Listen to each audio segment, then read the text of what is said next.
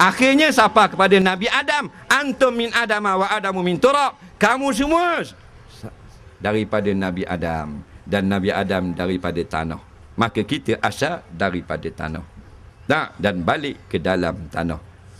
Maka bila masuk dalam tanah, sama level dengan rakyat biasa. Mu menteri ke, mu raja ke, mu gubernur ke, mu siapa ke, presiden ke, PBB ke, masuk dalam tanah.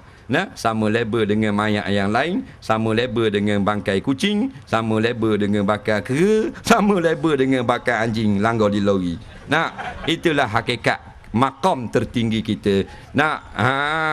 From land to the land. Mari daripada tanah balik kepada tanah. Tak payah nak sombong. Sebab tu kita sendiri kena bersiap dengan amal kita.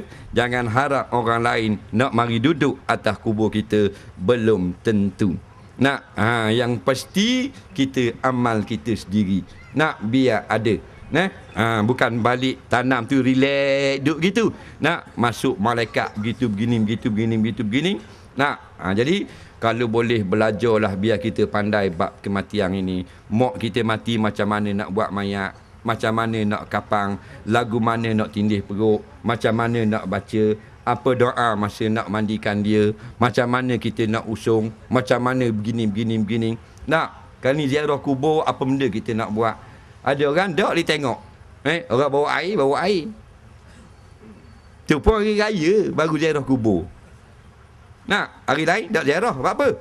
Bukan hari raya ziarah kubur. Hari raya setahun sekali ziarah kubur. Rumah bini seminggu 2 kali balik. Ayahmu tu, belamu tu, setahun sekali baru pergi. Tu terikut-ikut. Orang yang ziarah hari raya saja orang luar. Faham tak? Orang Melaka tapi kerja di Kelantan, kerja di Alustar, hari raya je boleh balik. Baru mana Sabah dia ziarah hari raya. Kita orang Melaka dah kubur belakang rumah, tunggu raya baru nak pergi. Bodoh sungguh. Dah lagi tu setahun sekali. Bawa air pula sekendi. Jiru macam jiru kebong. Kono-kono warak tu. Kelas tu. Dah tujuan dia jiru. Tak tahu kok. Aku tak erti kok. Dah yang mu bawa air, dah mak aku suruh. Tanya mak dia, apa mak jiru air? Jiru nak suruh ayah mu sejuk. Sejuk bala otak mu sejuk. Bukan jiru nak sejuk. 3 perkara tujuan jiru. Yang pertama, mula-mula tanam supaya tanah itu kemas. Yang kedua, kata ulama, kalau jenis berdebu boleh dilarikan angin. Tidak dilarikan angin. Yang ketiga, kata ulama, supaya tumbuh hidup benda-benda yang hidup. Mudah-mudahan tiap-tiap hidup itu bertasbih kepada Allah, tumpang rahmat kepada mayat di alam barzah. Tu tujuan. Dah jiru. Mulu buat bebek. Benda baca tak tahu. Dah tak tahu benda. Salah kubur pula. Duduk kubur orang lain. Dia ingat kubur ayah dia dah. Pasal dia pergi setahun sekali. Dulu masa atas ayah kosong nampak kubur ayah. Pergi kali ketiga ni nang ada kubur. Salah duduk. Kubur JKK.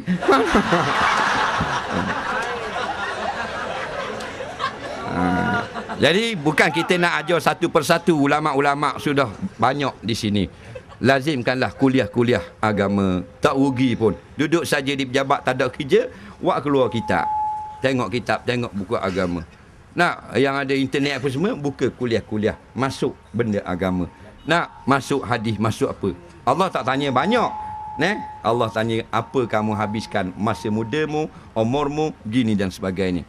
Jadi pastikanlah supaya kita sentiasa mengingat mati, kerana kita pasti akan mati, dan kita nak mati dalam keadaan wala tamutunna illa wa antum muslimun. Jangan kamu mati melainkan dalam keadaan kamu tunduk menyerah kepada hukum Allah. Maka kita yakin di atas padang pada malam ini kita bersama dengan ulama-ulama yang nak mempertahankan hukum Allah. Maka kita minta, ya Allah, matikanlah kita nanti dalam keadaan begini juga, iaitu dalam keadaan bersama dengan orang-orang yang cintakan hukum Allah dan nak mempertahankan hukum Allah. Amin ya rabbal alamin. Wallahu a'lam.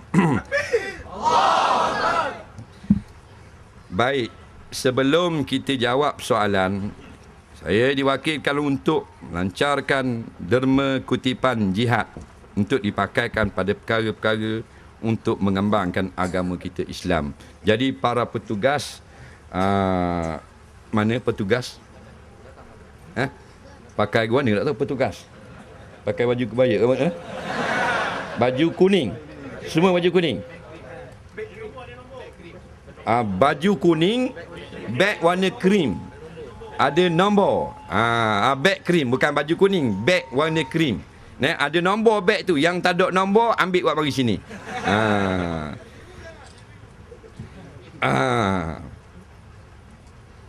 Ni bukan tiket kuliah, bukan. Untuk tak nak bagi sudah. Sunat sahaja. Cuma yang kita yakin siapa suka menderma, memang panjang umur dalam keberkatan dan murah rezekinya.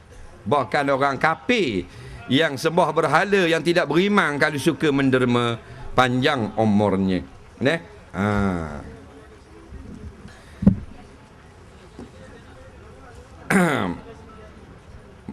Ramai malam ini, insya-Allah kita akan dapat derma yang banyak untuk digunakan pada kebajikan dan jihad. Sebelum ni kita mari Batul Qura. Berapa dapat? 8,000. 8,000. Saya pergi di Seremban, buat padang gini kak, mula masjid, mula asal ke masjid. 2 hari sebelum sampai tu, masjid tak boleh pula. Pasal malam tu masjid akan digunakan oleh puak-puak jin. Jadi pindah ke padang, tapi tak sebesar ni padang. Kecil je padang di Seremban Ampangan. Dan dermanya dapat lebih kurang 24,000. Jadi malam ni orang Melaka akan lawan orang Seremban, insya-Allah. Saya pergi di Alustar Sungai Petani minggu lepas. Masjid tak siap lagi, terpaksa duduk dalam panah, macam duduk dalam oven. Luar lebih ramai daripada dalam di Sungai Petani. Hebat orang utara. Bila dia lancarkan derma untuk siapkan masjid tu, malam tu kuliah maghrib, kuliah dermanya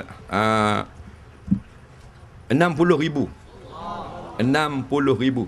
Dan malam esok di Permatang Pau di Kubang Bembang, surah masjid kecil, dermanya 50,000. Alhamdulillah.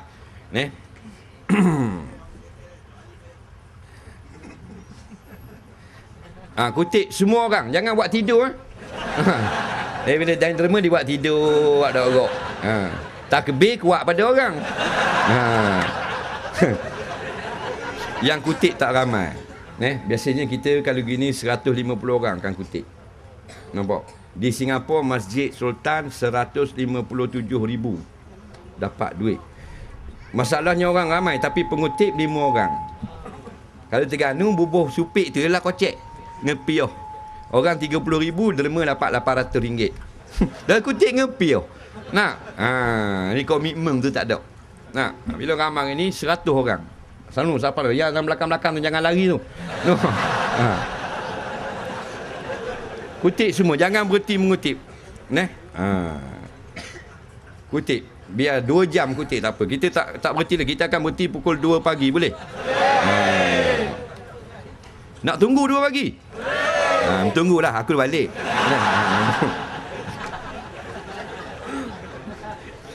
Baik, dengar molek-molek. Sambil-sambil kita menderma, tukang kutip derma tu jangan laju-laju tunjuk kat muka. Yang tidur tu tiup kat hidung dia. Anak hilang mak. Anak hilang mak semalam, malam kemarin di Kemaman hilang anak. Ayah hilang anak. Di utara baru ni hilang bini. Bini tak tahu duduk mana. Jadi anak laki-laki 7 tahun, Nur Rahman bin Makno, boleh datang di belakang pentas. Anak kehilangan emak. Budak laki-laki ni 7 tahun. Jadi mak dia tolong mari ke belakang pentas. Nama anak Nur Rahman bin Makno. Sambil-sambil tu kita jawab soalan yang ada. Ada orang kata kalau ada mayat dalam rumah, kita tak boleh makan. Kalau makan, sama seperti darah mayat terpercik di dinding rumah. Apa terbang mayat? Baik. Pegang-pegang. Soalan dia kata, ada orang kata tak boleh makan di rumah yang ada mayat. Kalau makan samalah ibaratnya macam percikkan mayat. Dia melarah mayat ke dinding rumah. Betul atau tidak dan apa hukumnya? Dengar molek. Dengar tu biar molek. Lepas tu baru kita faham dan simpang. Biar kemah keming. Bila dah kemah, dah berganjak, senang kita amal. Dan senang kita nak tegur orang, senang kita nak share. Sebab kita pegang molek. Ni tak? Okey, faham dah. Malam esok, dah ingat pula. Jadi masa kita nak tazkirah orang lain, nak tegur orang, dah ingat. Itu yang jadi macam-macam hal. Ada benda yang kita tak kata, dia kata kita kata. Kita kata lain, dia jawab lain. Dia tulis begini, gedeng, UAI kata. Bila aku kata begini. Tu dengar tak molek? Faham? Dengar molek-molek. Hukumnya tidak ada sebarang nas yang melarang makan di rumah yang ada mayat. Tu dengar tu dulu. Nak cari hadis, carilah. Tidak akan jumpa. Faham?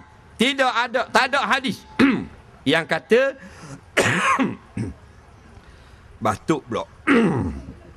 Tak boleh bering ini.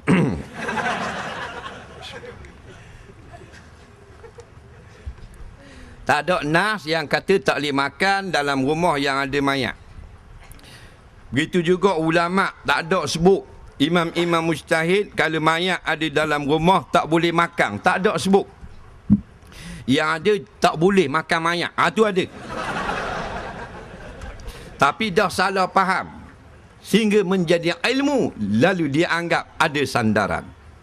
Yang adanya, Nabi menganjurkan kita kalau ada orang kematian, maka kita bawa makanan dan sediakan makanan untuk keluarga mereka.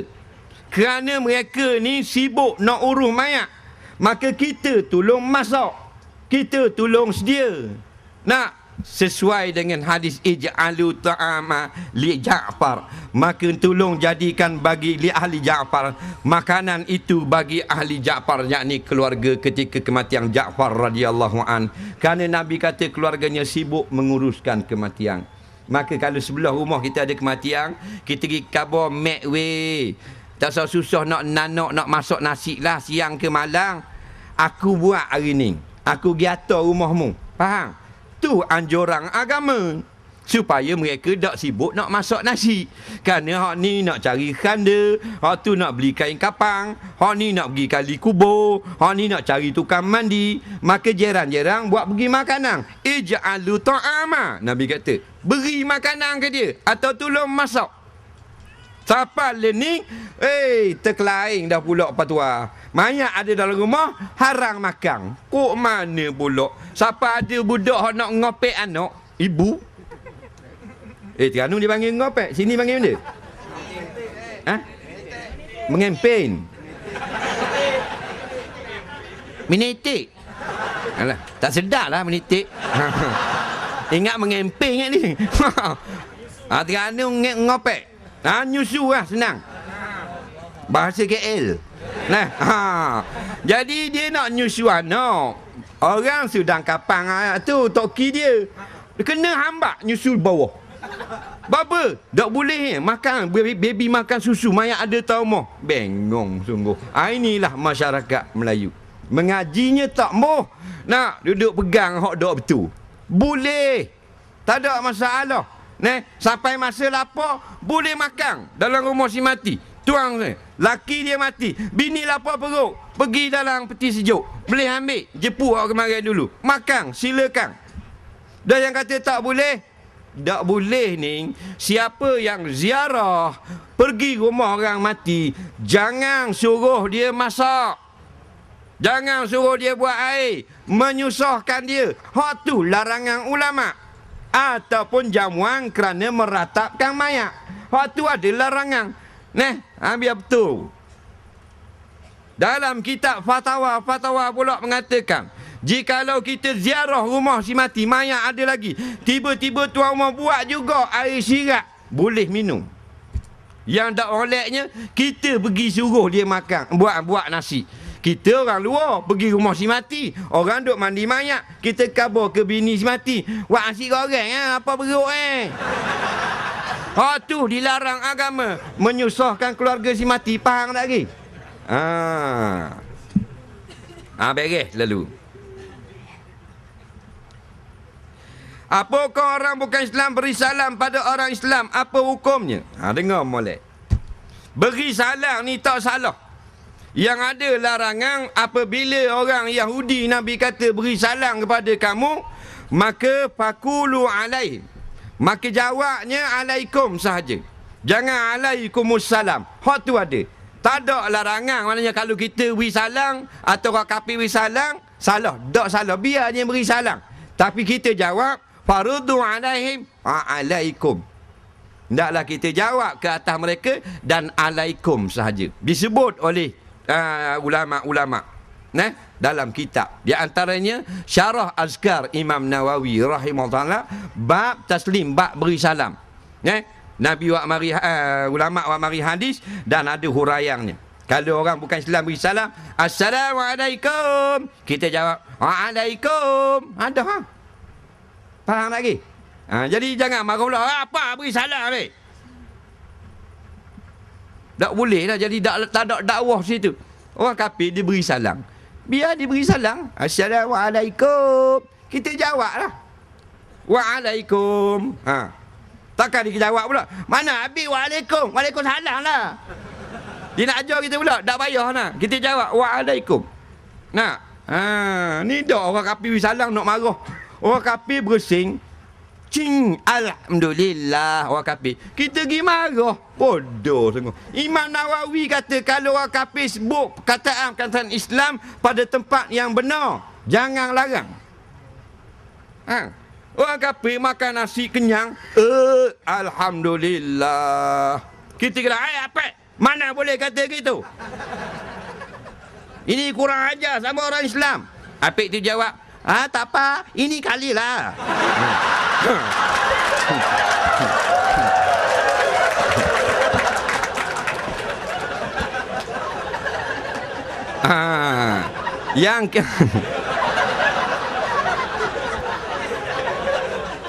Yang kita tidak nak larang bila mereka menggunakan perkataan Islam untuk mempersenda, baru kita melarang atau bertindak. Faham lagi?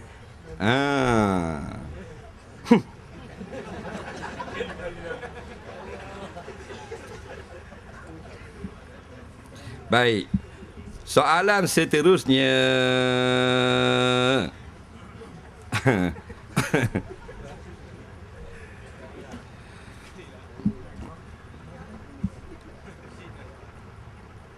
Apakah itu ulama su? Dan bagaimana nak kenal mereka? Ulama ni ialah orang-orang yang alim dalam bab agama. Tak kira lah ulama dalam bab ilmu apa pun, bab agama dia ulama. Jadi ulama yang memberi peringatan. Yang kata ada ulama su ni, ulama juga. Bukan orang jahil yang buat kitab. Tentang ulama su ni Imam Nawawi karang kitab. Imam Ibn Hajar pun karang kitab, buat peringatan. Yang kemudian ni Syahid Hasan Al-Banna pun ada buat kitab. Apa benda ni Abu Ala Al-Maududi pun ada buat tazkirah tentang ulama su. Ulama kediam. Yang ni ulama yang jahat. Ilmu sama belaka, tetapi tujuannya mencari kesenangan dunia pada kebanyakan. Di antara tanda Allah sebut dalam Quran, innal ladzina yaktumuna ma anzalallahu minal kitab wa yashtaruna bihi samanan qalila ulaika ma yakuluna fi butunihim illan nar al-ayah. Panjang lagi. Sesungguhnya ulama-ulama, orang-orang alim, qadi, mufti, tok guru, maulana, ustaz, yang menyembunyikan hukum dari diketahui oleh orang ramai kerana menjaga periuk nasi, kerana menjaga gaji bulanan, kerana ni dia kata menjual ayat Allah, kerana mempertahankan pendapatan. Inilah ulama-ulama yang tidak makan daripada gaji mereka bulan-bulan, melainkan api neraka di dalam perut-perut mereka. Na'udzubillah. Allah tidak akan berkata-kata dengan mereka pada hari kiamat. Wala yuzakihim, Allah tidak akan beri keampunan. Dan bagi mereka sabit dengan azab yang sangat pedih. Ulaika allazina astarawul hayata wa huda wa dalah bil dalah. Mereka inilah orang yang telah menjual petunjuk, membeli kesesatan. Ini golongan. Kita tengok kenapa sekarang orang jahil bersama dengan ulama, tapi ulama bersama dengan orang zalim. Astagfirullahalazim. Mak nepik. Tak reti baca alif betul dah habis. Alif betul, alif betul, W tu bik. Dah habis. Tapi jumpa ustaz, Assalamualaikum tak? Takbir. Alim ulama pula menentang kuliah, menentang ceramah dan sebagainya. Yang isat gang ni bubuh supik ni di hidung. Yang jet lengang pula, pi kuda bahangku tekok. Uyung ayah, Waalaikum ustaz. Tegur orang. Yang alim balik Syria, balik Mesir, balik situ, balik sini. Tapi bila bersama mendapat gaji bulan-bulan, jumpa dengan kita gini muka. Astagfirullahalazim. Hak jahil baik pula. Nah, hak alim sudah jual agama. Apa salah dah mu dapat gaji bulan-bulan hebat mu? Kok pandamu lah nak orang guna. Tapi tu apa yang mu sombong sangat? Nah, kalau sampai segala mendiamkan kebenaran, yang patutnya tidak didiamkan. Orang alim dia tak boleh diam, dia kena bunyi. Biar orang nak marah pun, dia kena bunyi. Sebab yang beri rezeki Allah Ta'ala.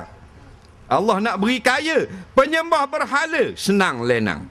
Kalau Allah tak ambuh dia kaya, kaki tahajud 400 rakaat tak senang di dalam dunia. Tahu tak? Tak ada kena-mengena tu bagian rezeki. Terus kita bersama dengan kebenaran. Jangan takut. Orang jahil berani dengan Islam. Orang alim tak berani. Ngapa 30 juzuk tak berani nak pergi kat jemaah. Buat apa? Takut orang tengok pelik motor. Buat apa? Pasal dapat bulan-bulan 800. Kek pergi kena potong. 30 juzuk dalam dada tu benda daun teruk. Tu yang sembah berhala, Allah beri makan pagi petang. Tu tak? Kenyang, perut macam payang. Padahal sembah batu. Ni 30 juzuk di dalam dada, tak yakin rezeki Allah. Duduk berminyak air mencari, melukuk di tepi gantang. Ustaz dah balik daripada ngaji jauh, tuang balik ustaz, balik suku, kita balik dengan kapal bawah. Dah balik kapal terbang tak muat.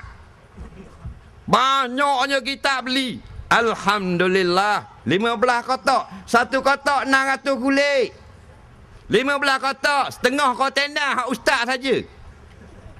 Balik sini takut kepada orang yang tidak melaksanakan Islam. Astagfirullahalazim. Takut benda gimu kitab tu. Tak pernah bilik kitab. Orang dulu-dulu tu zaman macam tentang British, zaman Tok Janggut, zaman Tok Kenali. Dah ada kitab banyak. Perlu konang, Musali kitab ngaji. Bangun menentang British. British naikkan cukai 10 sen saja. Berjihad menghalau penjajah. Dua ni kitab dua keping nipis. Ni wak balik kitab dengan kapal. Habis ngaji 4 tahun. BA honor syariah. Ustaz balik suku, kitab balik suku. Ayah tanya, kitab tak beli dah. Kitab banyak ayah, awak balik dengan kapal. Alhamdulillah lah beli kitab banyak. Tapi takut kepada manusia. Astagfirullahalazim. Yang tak ada kitab jahil tukir congek mutu sokmo.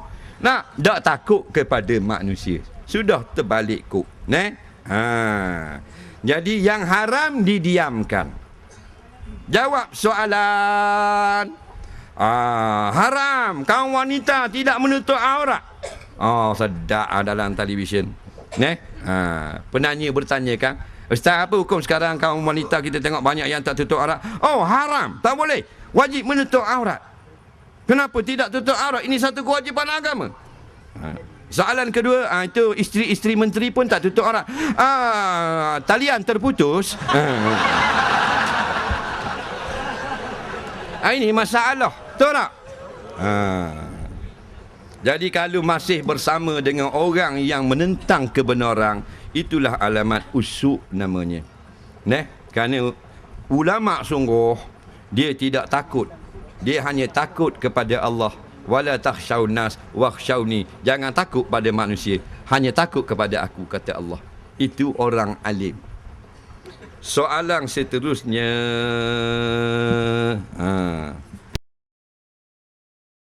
lajunya kipah.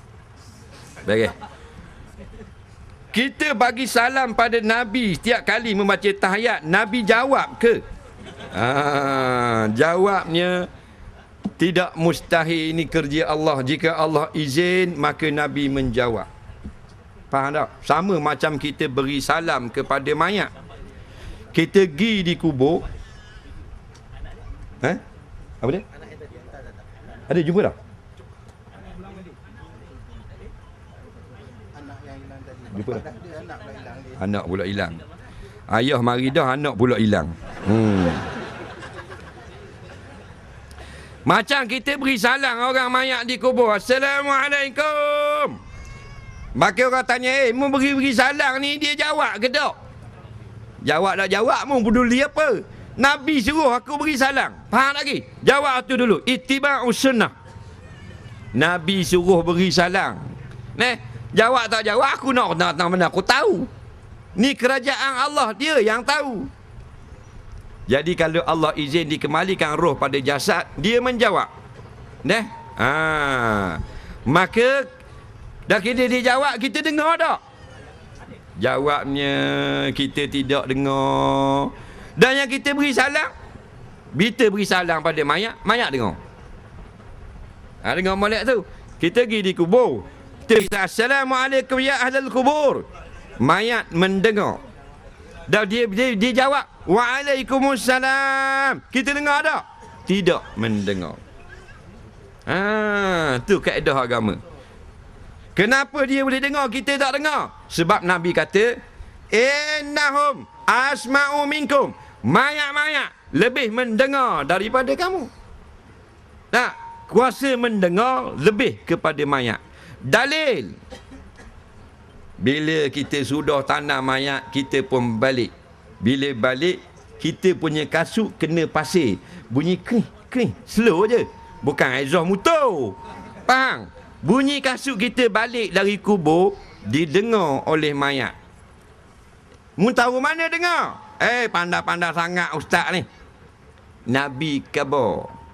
Nampak? Wa yasma'u qur'ani alikum. Dan mayat-mayat mendengar suara bunyi kasut kamu balik. Dalam hadis. Tahu tak? Bila suara kasut dengar, exhaust motor lebih pada dengar lagi. Maka mayat lebih kuat mendengar. Maka begitu jugalah Rasulullah lebih lagi. Allah nak, dia jawab. Ini kuasa Allah berlaka-laka. Semayang hormat waktu macam mana? Apa syarat yang melakukan semayang hormat waktu? Dengar molek. Semayang hormat waktu ini tidak ijma' ulama'. Berlaku perselisihan di kalangan ulama'. Berlaku perselisihan di kalangan ulama'. Iaitulah dalam mazhab Syafi'i ada solat hormat waktu. Iaitu gini, solat yang kita kena ulang balik. Sebab apa ulang balik? Masa kita solat tu tak cukup syarat. Contohnya tak ada wudu. Maka bila tak ada wudu, sah tak semayang? Tak sah. Syarat wudu, syarat sah semayang kena ada wudu. Tetapi kita jam dalam kereta. Jam nak balik. Kita keluar pejabat daripada kilang pukul 6 petang. Baru nak solat kat rumah. Kalau sampai 6.30, okey. Tiba-tiba hari itu ada kemalangan jam. Maka duduk dalam kereta. Wuduk tak ada. Jam dah lama nak bang maghrib. Kalau tak semayang habis waktu, maka wajib kita semayang dalam kenderaan. Dalam keadaan tak ada wuduk. Dengan isyarat kepala, bacaan macam biasa. Tunduk kepala gitu. Masa sujud tunduk lebih sikit. Jangan masuk kepala kat tekan minyak pula. Lekak celah tu. Nah, jadi habis 4 rakaat dia panggil salat hormat waktu. Balik rumah boleh ambil wuduk tak, tapi dah bang maghrib. Boleh tak ambil wuduk? Boleh. Qada balik. Itu solat hormat waktu. Dah kalau ada wuduk bukan solat hormat waktu. Solat waktu. Ada wuduk tapi tak sampai rumah lagi jam. Kalau aku tunggu sampai rumah 7.40 tak semayang asar lah aku kena semayang asar dulu. Maka semayang dalam kenderaan. Dalam jam tu boleh tak tinggal kereta semayang kat tepi jalan? Tak boleh. Pasal jalan slow. Faham? Jadi kita tak boleh turun. Darurah. Bila darurah boleh semayang dalam kereta. Bila semayang dalam kereta siap kemas molek, maka sampai di rumah tak payah qada. Semayang itu telah sah. Cukup syarat. Yang tak cukup syarat dipanggil hormat waktu. Ataupun tak ada pakaian menutup aurat. Faham? Bituk lelaki suami tidur dalam bilik. Bini duduk dapur. Laki ni patutnya balik malam karang. Tetapi dia tak jadi pergi, dia balik. Tak sihat. Balik tak khabar ke bini, terus masuk dalam bilik, buka seluar, tidur. Faham tak? Buka seluar, buka underwear besar, tidur. Bila tidur tak ada pakaian dalam bilik, tak ada masalah. Bukan haram dah, panas tak ada masalah tidur telanjang. Yang haram tidur telanjang ni di masjid. Tu baru haram Tok Bilal dengan Tok Siok. Di rumah tak ada masalah. Jadi bini lepas masuk apa tak ingat ke laki ada dalam bilik dah, kunci pintu. Faham tak? Kod luar. Pergi bandar. Jadi apabila laki ni bangun nak mayang asar, buka pintu tak boleh. Kalau tak mayang asar tak boleh nak maghrib dah ni. Aurat tak tertutup. Faham tak? Baju tak ada, tidur tadi atas katil saja. Bawah Angry Bird. Faham tak? Faham tak benda? Maka sembayanglah hormat waktu, tak tutup aurat. Sekarang ada pakaian, wajib ulangi. Apa kita? Contoh. Supaya tidak berlalu waktu tanpa solat. Soalan seterusnya, kita ada 21 minit 11 saat lagi, boleh?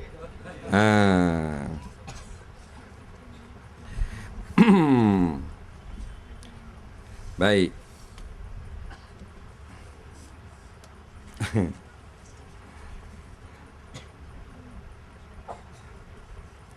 Adakah wajib bagi ahli agama dan ahli politik menegakkan agama Islam di negara ini? Apakah dalilnya? Bukan dalil, dilil. Jawabnya, inni ja'ilun fil ardi khalifah. Aku jadikan manusia itu di muka bumi sebagai khalifah. Apa khalifah? Orang yang melaksanakan perintah Allah di muka bumi. Maka dalam bab menegakkan Islam, jangan kita nampak hudud.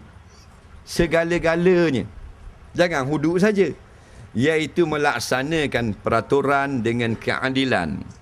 Mengagihkan kekayaan negeri sama rata. Itu Islam. Kemudian pula menegakkan mahkamah yang adil, berteraskan akan keadilan Islam, menjadikan perlembagaan negara Al-Quran dan hadis. Ini semua adalah tanggungjawab pemerintah. Macam dalam bab hudud contohnya, Allah kata as-sariqu was-sariqatu faqta'u aydiyahuma al-ayah. Penjenayah curi, laki-laki perempuan sabit kesalahan, maka wajib kamu melaksanakan hudud. Kamu pada faqta'u itu bukan kita rakyat, iaitu amir, umara, pemimpin-pemimpin yang kita beri mereka walak kekuasaan menjadi pemimpin. Jadi kita tak wajib laksana hudud. Contohlah, pemerintah iaitu kerajaan yang wajib laksana. Mereka akan ditanya kenapa tidak laksanakan undang-undang Islam. Dan mereka akan jawab di akhirat dengan jawapan masing-masing. Siapa yang diterima jawapannya, alhamdulillah. Yang tidak diterima jawapannya, na'udzubillah. Contohnya, kenapa kamu tidak melaksanakan undang-undang Islam? Lalu dijawab, tak boleh, undang-undang Islam ini tidak sesuai dengan zaman. Tu balik awal kalau jawab gitu. Nampak? Dah kita ni sebagai makmum. Maka bila imam salah baca, umpama dalam rokok tu imam baca kuliah. Tu imam terbabah. Rokok Allahu Akbar, kuliah ayyuhal kafirun. Warna mengong tu imam. Kita yang belakang subhanallah. Tu cara tegar dia. Imam tersalah naik rakaat kelima, subhanallah, kita tegar. Imam sepatutnya baca Fatihah dulu baru baca surah. Dia imam naik je kul huwallahu ahad. Bang, kita pun tegar. Alhamdulillahirabbil alamin. Kita duduk belakang. Maknanya imam walaupun kita yang lantik, tapi dia tidak berkuasa mutlak. Yang betul kita ikut, yang salah kita tegar. Tetapi dia berkeras juga. Tetap nak sembahyang subuh 3 rakaat, kita pecah. Faham lagi? Kalau dia baca panjang subuh, contohnya rakaat pertama baca Yasin, mokcik dan pokcik belakang yang pakai pampers jatuh ke bawah dah pampers. Budak-budak baru nak mendekati jemaah terus lari balik. Nampak tak? Maka kalau imam gini kita tak boleh pecah. Kita kena bersabar. Faham lagi? Yang sudah menukar hukum-hukum semayang, kita pecah. Yang kita tak kenang doanya panjang, tak boleh pecah. Sabar. Dah buat mana? Dah imam jenis slow motion gitu. Ada tak imam doa, wambaknya doa kalau tahlil 2 jam. Tahlil kalau dia tahlil orang bawa nasi. Bawa nasi lu makan. Lapar perut. Faham tak? Kena sabar. Tok imam jenis baca slow. Bisma rabbikal a'lal ladzi. Sudah kerja duduk belakang. Jangan pecah. Tak salah. Cuma tak kena pada tepat. Jadi waktu nasihat saja. Ni tok imam semayang tubuh 3 rakaat. Zuhur 2, asar 8. Jeng. Ambil tu imam. Saya imam dah boleh jadi imam dah. Mana ada subuh 3 rakaat. Aku nak jadi juga. Ikat rendang dalam kolong.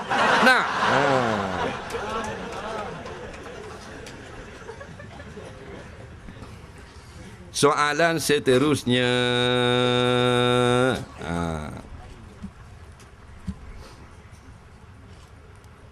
Saya selalu menyertai acara maraton. Biasanya acara bermula pukul 4 pagi. Tamat pukul 8 pagi.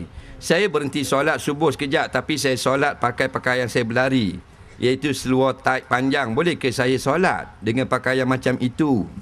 Dengar molek. Dalam bab sembahyang, orang perempuan boleh pakai ketat.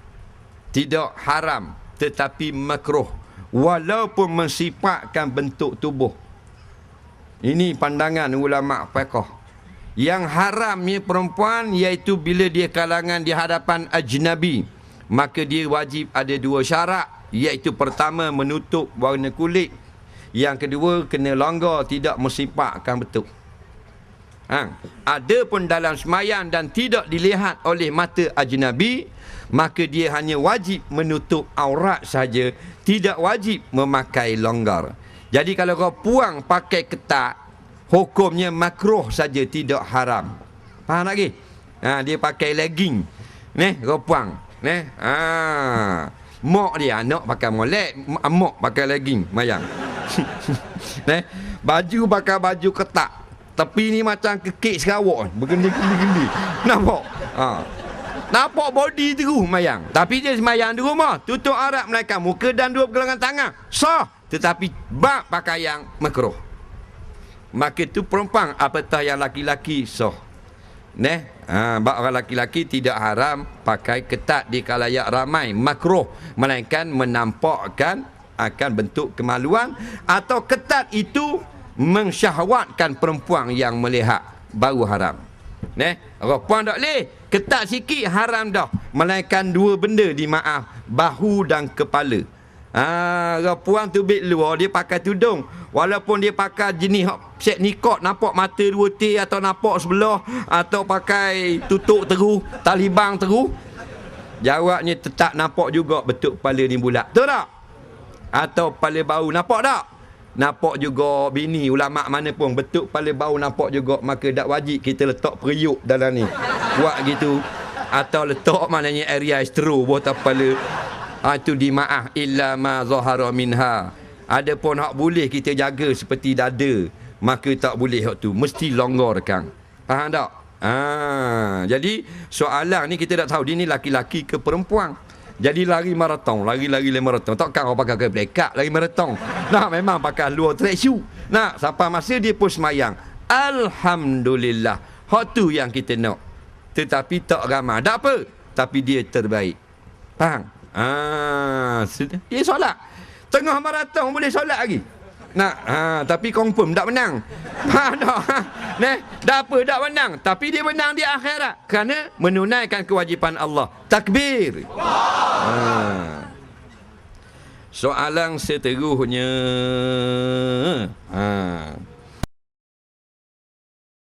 Bagaimana nak elok riba dalam pemberian kereta dan pinjaman semuanya riba? Saya tak mampu beli cash lah. Jadi macam mana ni nak beli kereta sedangkan semua pinjaman riba? Tak mampu nak beli cash. Jawabnya bukan kamu, aku pun tak mampu beli cash. Ada dua persoalan. Yang pertama, dia kata semua pinjaman adalah riba. Hak ni salah. Lepas tu kita kadang-kadang ortodok. Fikiran kita kuno ataupun ekstrim. Bila sebut pinjam bank semua haram. Tak boleh gitu. Dia sebab haram ni bukan kerana bank. Haram ni kerana sistem ataupun cara berhutang itu tidak menepati syarak atau bercanggah dengan syarak. Baru jadi haram. Bukan pinjam bank haram. Pinjam bank haram. Bukan. Contohnya dalam pinjaman itu ada riba tak? Ada. Haram. Baru betul kita kata. Jadi kalau kita kata pinjaman itu atau hutang itu adalah riba, itu salah.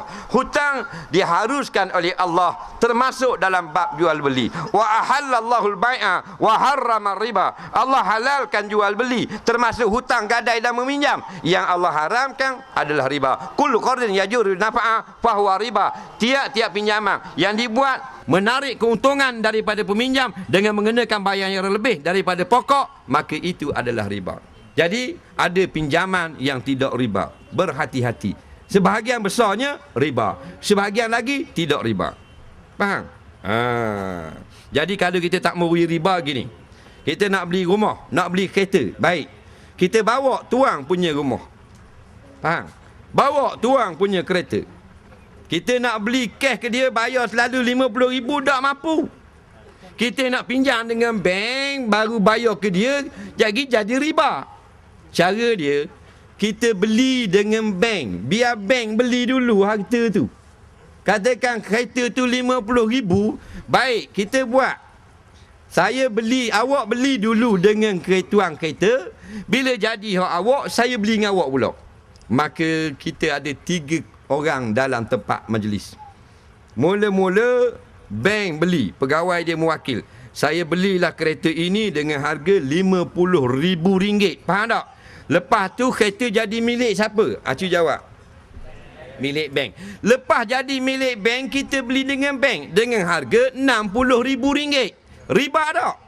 Tak ada riba lah situ. Faham? Pasal dia dah beli, dia nak jual harga lebih ke kita. Kalau kita setuju, kita beli. Tak setuju, sudah. Itu cara dia. Yang jadi riba, kita tak. Kita nak beli kereta sipulang RM50,000. Kita pinjam dengan bank. Pinjam RM50, bayar RM60. Situ riba. Faham?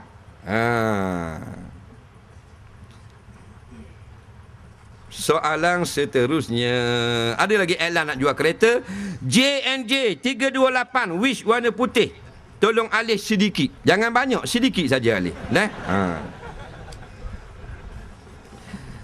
Soalan seterusnya. Ni jawab dah.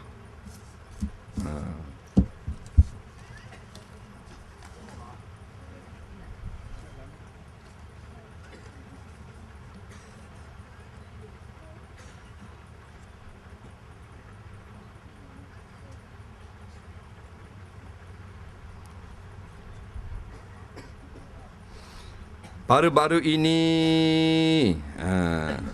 heboh tentang seorang individu yang telah tercalon dalam PRU telah menyeluarkan kenyataan menghina agama lain.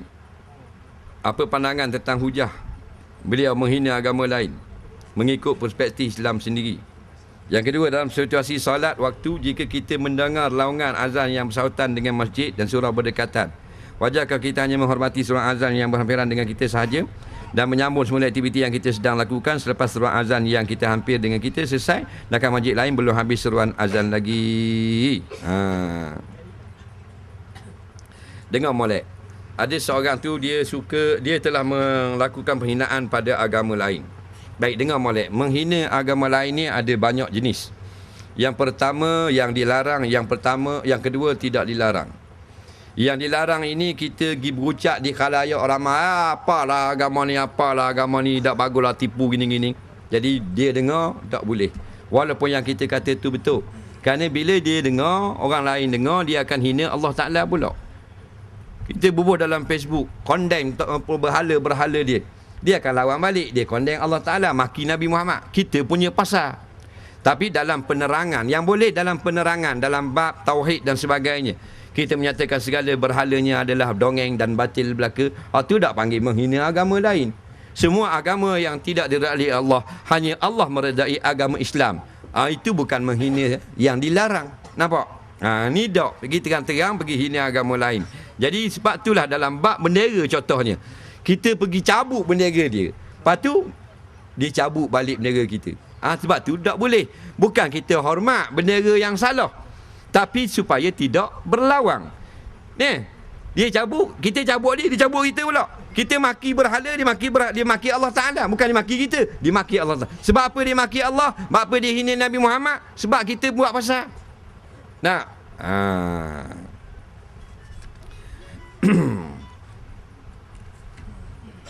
Kemudian pula, bila kita dengar azan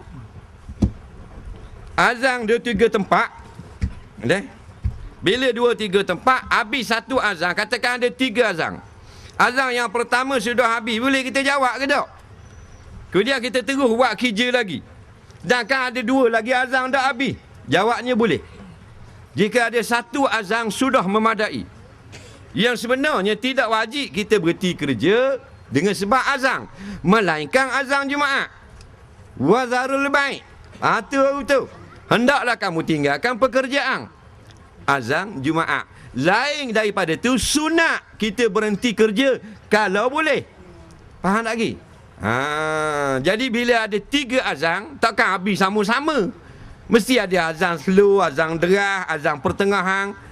Azan yang habis dulu. Jadi kita ulama jawab, kalau nak jawab azan pun sudah memadai dengan azan yang pertama. Bila kita jawab, kita pun terus kerja potong kayu, buat merkah. Faham tak?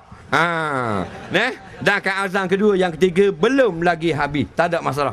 Tetapi kata Imam Nawawi rahimahullah ta'ala, kita bukan Imam, sorry, Syekh Ismail Usman Zain, seorang ulama Mekah, dijawab dalam fatwa dia Qurratul Aini, afdal kita jawab ke semua azan yang kita mampu jawab. Nampak tak? Soalan seterusnya, kita ada 7 minit 19 saat. Baik. Betulkah jikalau Pakatan Rakyat menang, maka bukan Melayu akan menjadi Perdana Menteri dan agama rasmi akan ditukar menjadi Kristian? Na'udzubillah. Yang akan berlaku, kita tak boleh nak kata betul tak betul. melainkan keluar daripada perancangan, daripada mulut. Maka setakat ni tidak ada lagi daripada mulut yang mengatakan nak tukar jadi negara Kristian, melainkan ini adalah khabar angin yang sengaja ditiup untuk mengikis perasaan kerjasama dan seumpamanya di dalam jiwa rakyat Malaysia yang inginkan perubahan. Kita tak boleh kata benda ni mustahil, sebab tak ada benda yang mustahil kalau benda macam ni. Jika Allah izin, bila-bila boleh berlaku. Tetapi oleh kerana bila tidak ada riak, kita tak payah katalah. Yang kita nak pastikan yang sudah berlaku, iaitulah penindasan, kezaliman dan seumpama yang terlalu lama. Hak ni sudah pasti, ini memang garanti, sudah dilihat dengan mata, sudah dirasa keperitannya oleh semua orang, maka hak ni yang wajib kita buang dahulu. Nampak?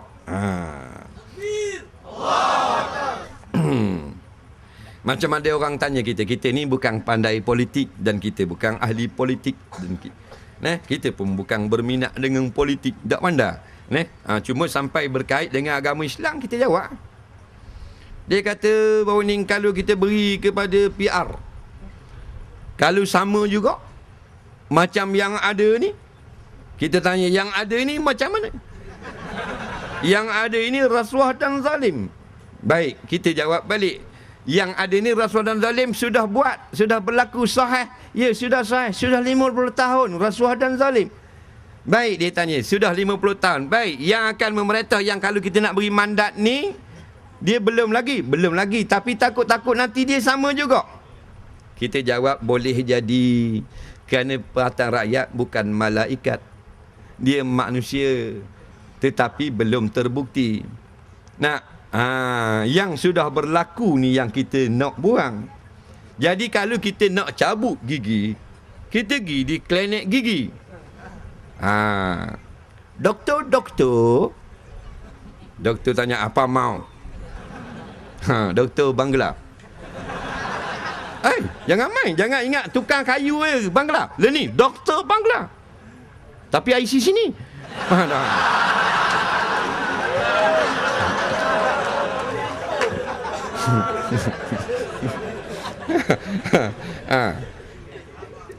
Doktor tanya, apa pasal? Mau cabut gigi lah. Sakit, mana sakit? Gigi belakang, geraham sakit. Belakang sekali. Okey, kita mau bius belakang sikit, mau cabut belakang. Tapi saya rasa cabut semualah. Apa pasal doktor? Belakang saja sakit.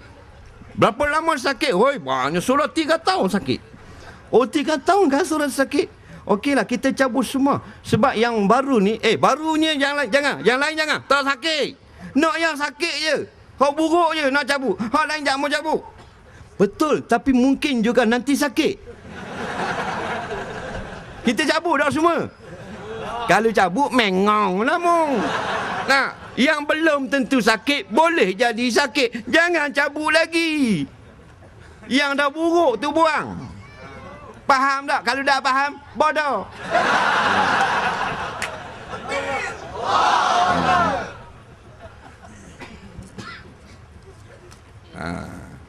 Baik, soalan seterusnya, kursus jenazah. Hukum menghina ulama'. Tak usah hina ulama', hina peminta sedekah haram. Peminta sedekah haram hina dia. Nampak lagi? Dah hina ulama', bayanglah darah ulama' beracun. Ada yang menyanyi kutuk Tok Guru. Menyanyi kutuk sokmo Tok Guru dalam lagu dia. Last kali buat persembahan, dia menyanyi lagu tu juga dan mati di dalam menyanyi. Na'udzubillah. Ini pengajaran. Jangan kata ke orang lah. Pengajaran. Betul tak? Allah nak bayar, cash. Alhamdulillah. Allah kafarah dosa. Yang kita bimbang, Allah tak bayar cash. Bayar nanti. Di akhirat. Allahu Rabbi. Jangan hina kau orang. Tengok orang gemuk. Kata gemuk lah apa. Tengok orang hitam. Kata hitam. Berat orang Melayu. Nak orang puang mulut. Orang puan sini tak tahulah kalau orang kat lain lebih kurang gitu. Lepas tu orang puang ni dia tahu molek korang berjalan. Dia suka kondeng orang. Hina orang. Kalau dia tengok orang kahwin, kita tanya, gua ni tadi tengok orang kahwin. Alah bang, pengantin perempuan macam lori. Tubuh. Kalau dengar dia pengantin mengamuk dia. Ada pula lagi kata kau orang, dah macam lori dah laki dia nak. Tahu tak? Kalau tidak takkan kahwin. Dia kata hitam lah. Hitam pun ada laki. Mu putih tak ada laki. Jangan duduk hina-hina kau orang. Hina perbuatan dia. Hina akhlak dia. Hina iaitu dosa dia. Soalan seterusnya. Apakah hukum orang yang tidak mahu menghalang kewujudan judi di negara kita?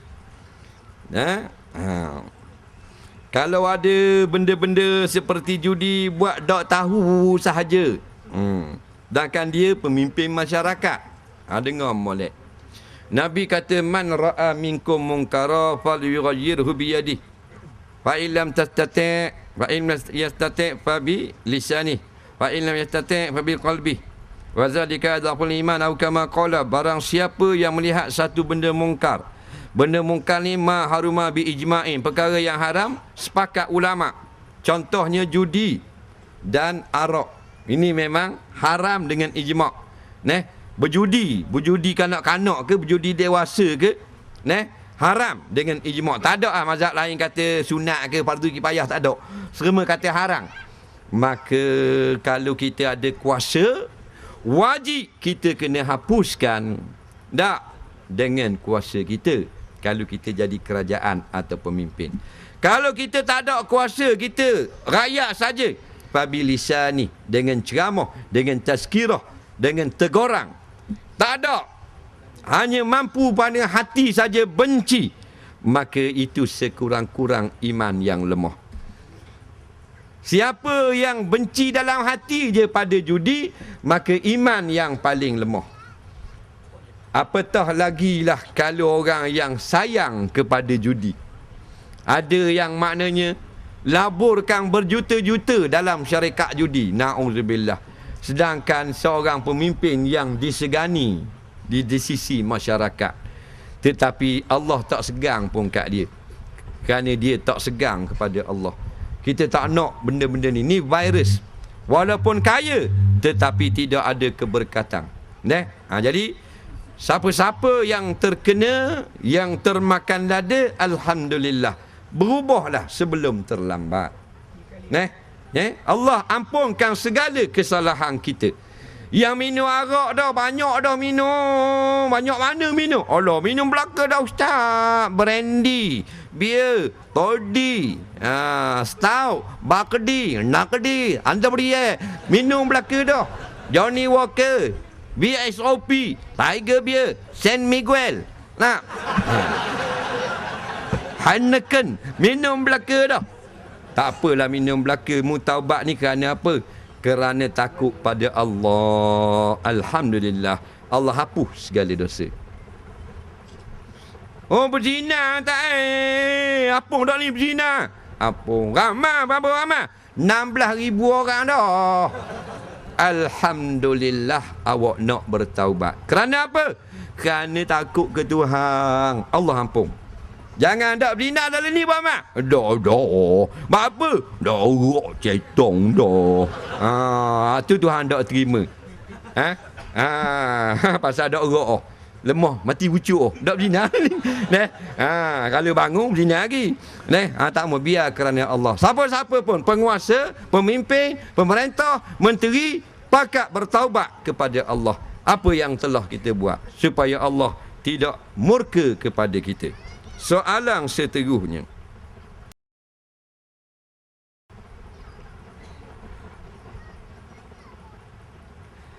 Pemimpin kafir yang adil lebih baik daripada pemimpin Islam yang zalim. Betul ke tidak? Jawabnya, faham molek, takut terjadi fitnah. Ya, yang betul, kerana keadilan lebih baik daripada kezaliman. Dan yang tak sama, Islam lebih baik daripada kufur. Faham? Dan yang kata jika melaksanakan keadilan, bila melaksanakan keadilan, binatang pun kita kena ikut. Kerana Islam bukan agama kroni. Islam bukan agama asabiah. Islam agama hak, agama benar. Faham? Jika pakar matematik menjawab 2 campur 2, 5, lembu yang paling bodoh dalam Melaka menjawab 4, wajib kita ikut lembu. Sebab apa? Sebab lembu itu jawab yang betul. Jadi bukan kita mengikut lembu, kita mengikut kebenaran. Nampak lagi? Tu maknanya. Jadi bila makna kita nak menggunakan orang bukan Islam untuk menyelamatkan keadaan, adakah boleh? Jawab, bila ada kebakaran, rumah terbakar, marilah bomba. Tiba-tiba bomba yang mari bukan Islam. Rumah kita nanguh dah ni. Kita tengok, bukan Islam belaka. Tak nak. Kami nak bomba Islam, pakai kepiah belaka. Maka hanguhlah rumah kita. Faham? Jadi dalam nak menyelamatkan keadaan, dibolehkan dengan syarat jangan kita memberi walak dengan tujuan untuk kita duduk di bawah dia, untuk dipimpin oleh dia. Kerana al-Islam ya'lu wa la yu'la alaih. Hanya boleh untuk memenangkan jamaah Islam, untuk mengalahkan kebatilan, menegakkan keadilan. Kerana keadilan walaupun daripada bukan Islam, tapi sebenarnya adalah perintah daripada Allah Subhanahu wa ta'ala. Jadi kalau orang Islam nak ropok kita, ambil parang, nak tetok, nak ropok kita, tiba-tiba mari polis nak selamatkan kita, tapi polis bukan Islam, warna kira. Kita kata tak nak polis ni, biar kena ropok dah apa, aku nak polis Tok Imam. Faham tak? Maka kita pun habislah, bini kena sembelih, anak kena sembelih. Pasal kita tak nak polis yang bukan Islam. Dalam krisis kritikal sekarang, Islam dijajah, Islam ditekan, tak keadilan dinafikan, maka kita menerima pertolongan daripada rakan-rakan kita yang bukan beragama Islam. Faham baik? Soalan yang terakhir pada malam ini.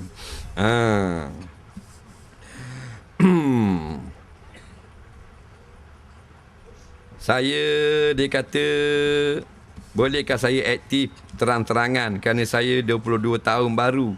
Tapi dalam masa sama, memikirkan mak saya meniaga kedai rucik kecil-kecilan. Nanti ketua kampung cakap mak saya ada buat pinjaman kerajaan. Saya masih lagi belajar. Macam ada ugutan pula. Adakah saya perlu berhenti menyokong Islam dan sebagainya?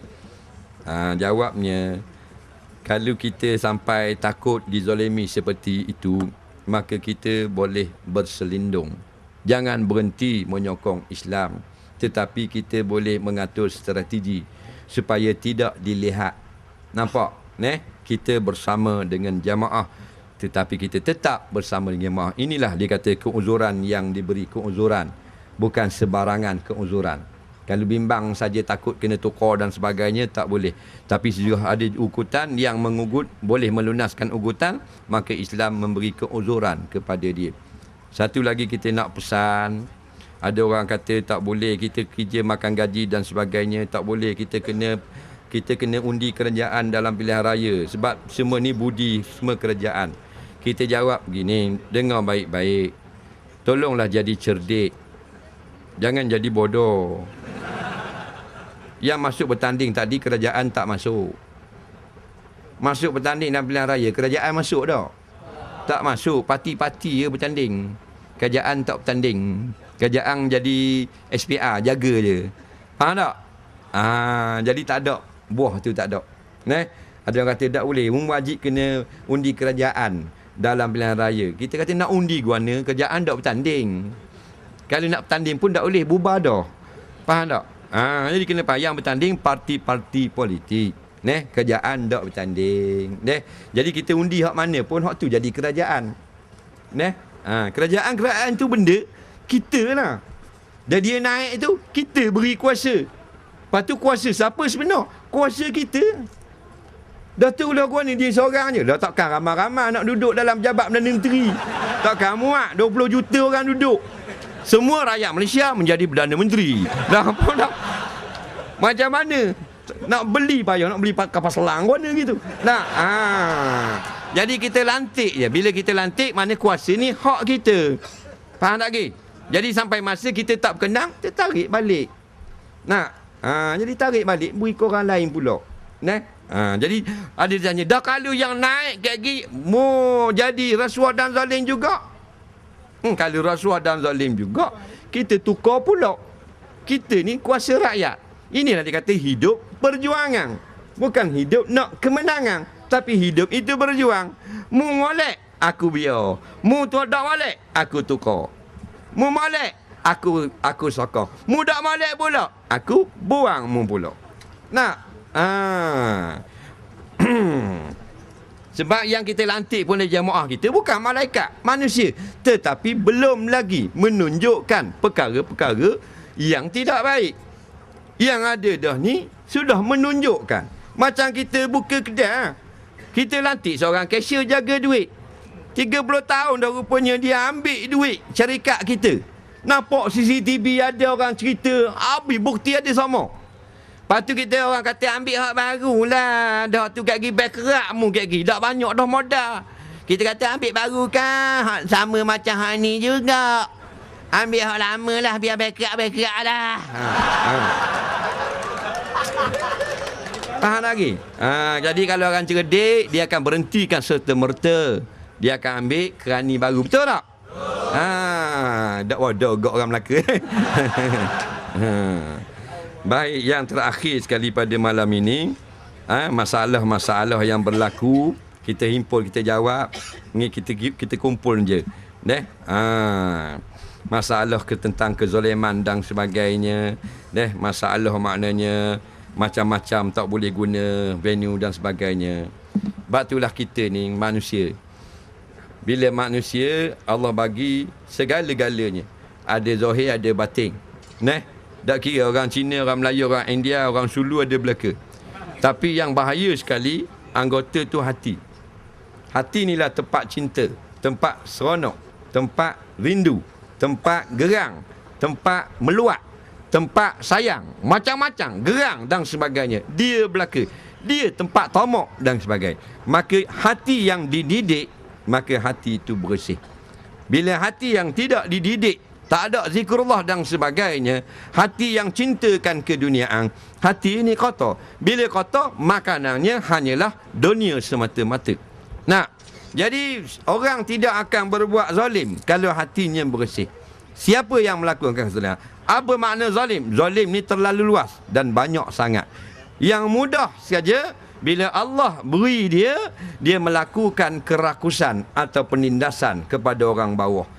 Dia jadi bos dalam pejabat tu, maka dia khianat anak buah dia. Digunakan tekanan dan sebagainya, maka dia zalim pada anak buahnya. Kita lantik dia menjadi raja dan sebagainya, maka segala kekayaan dialah punya. Kita dapat apa? Kita dapat air kopi je. Kalau begitulah, tanah kita pun dia ambil, ni pun dia ambil, hak orang ramai pun dia ambil, hak kita kena beli, kena bayar dan sebagainya. Bila zalim lagu tu, kita kena nasihat, tak memberi bekah, tukarlah. Dia kena gitu. Batu hati kita ni baik, maka habis menjadi baik. Dalam kes pemerintah, ni bukan cerita politik sini, umum. Siapa yang menjadi kerajaan seluruh dunia, jika dia baik, jika dia benar, jika dia adil, setiap kali pilihan raya, dia tak perlu berkempen. Kenapa? Marilah parti mana pun tidak akan menang kerana dia baik kepada rakyat. Betul tak? Tak? Itulah. Bila kita tidak baik, kita nak menang payah, kita terpaksa menipu. Tu yang nyaknya drebabah kesiang dia. 40 orang balik daripada majlis tahlil, lalu kok kubur. Siapa kat pokok beringi tu, pala saja orang puang. Rambut panjang, tubik orat kok tekak. Itu benda ni? Bukan kat limah benda.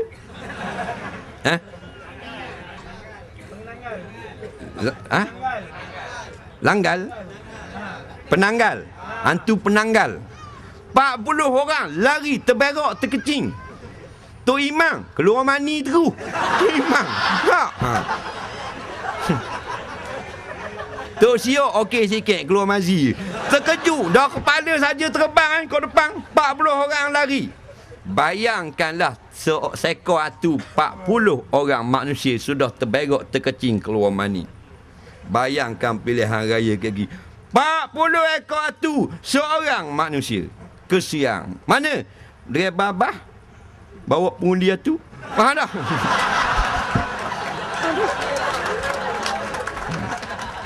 Jadi insya-Allah pilihan raya apa saja kita potong kuku ada dalam Islam, nak pakai selipar pun akan ditanya di akhirat.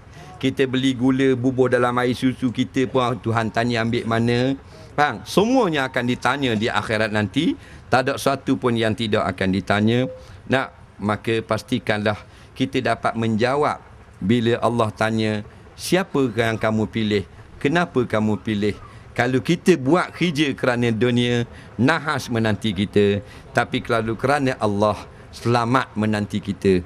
Mudah-mudahan pilihan raya kali ini satu perubahan untuk melihat yang mana masih gelap tentang Islam, rasa cinta kepada Islam, yang mana selalu melakukan kezaliman, rasa ingin bertaubat kepada Allah, dan yang telah bersusah payah untuk menegakkan kebenaran, Allah beri kepadanya kerajaan, insya-Allah.